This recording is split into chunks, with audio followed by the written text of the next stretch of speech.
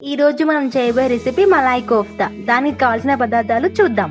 Paneer 1 cup, ఆలుగడ్డ పెద్దది, పచ్చిమిర్చి 4, కార్న్ఫ్లోర్ 1 టేబుల్ స్పూన్, జీడిపప్పు 1/2 కప్పు, టొమాటో 4, ఉల్లిగడ్డలు 2, అల్లం చిన్న ముక్క, వెల్లుల్లి 4, ఫ్రెష్ క్రీమ్ 1/2 కప్పు, వెన్న 1 టేబుల్ స్పూన్, యాలకులు 2, లవంగాలు 4, మిరియాలు 10, దాల్చిన చెక్క చిన్న ముక్క, కారం 2 స్పూన్లు, ఉప్పు తగినంత, ధనియాల పొడి, వేయించిన జీలకర్ర పొడి 1 టేబుల్ స్పూన్, గరం మసాలా, పసుపు 1/2 టీ స్పూన్, జీలకర్ర 1/2 టీ స్పూన్, కొత్తిమీర తురుము 1/2 కప్పు, నూనె తగినంత.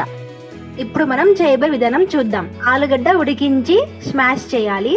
ఒక గిన్నెలో పన్నీర్ తురుము, ఆలుగడ్డ ముద్ద, సన్నగా తరిగిన పచ్చిమిర్చి, కొద్దిగా ఉప్పు, కొత్తిమీర తురుము వేసి బాగా కలిపి గుండ్రంగా కోఫ్తాలా చేసుకోవాలి. నూనెలో కోఫ్తాలను దోరగా వేయించాలి. మరో పాన్ లో 1 టీ స్పూన్ నూనె, వెన్నలో మసాలా దినుసులు, కార్న్ఫ్లోర్, అల్లం, వెల్లుల్లి రెబ్బలు, తరిగిన ఉల్లిగడ్డ, పచ్చిమిర్చి, జీడిపప్పు దోరగా వేయించాలి. బాగా వేగాక తరిగిన టొమాటో ముక్కలను వేసి చిన్న మంటపై 5 నిమిషాల పాటు మగ్గించాలి.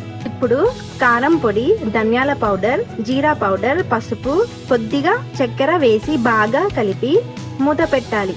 చిన్న మంటపై 2 నిమిషాల పాటు మగ్గించుకోవాలి.